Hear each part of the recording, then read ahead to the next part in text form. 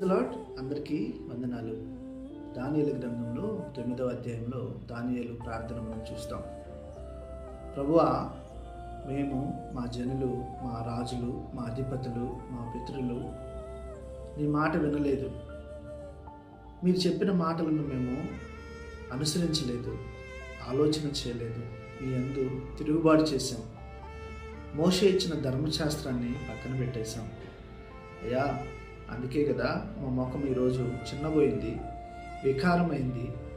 సకల దేశాలకి మమ్మల్ని తరం పెట్టారు. అయితే ప్రభువా, అయ్యా, ఈ జనము, ఈ పట్టణము నీ పేరు పెట్టబడింది. దయచేసి క్షమించయ్యా, మన్నించయ్యా అని దానియేలు ప్రార్థన చేస్తే దేవుడు క్షమించి 70 సంవత్సరాలు చరవాసం తర్వాత మరలా వాళ్ళకి విడుదల దయచేస్తాడు. ఎప్పుడైతే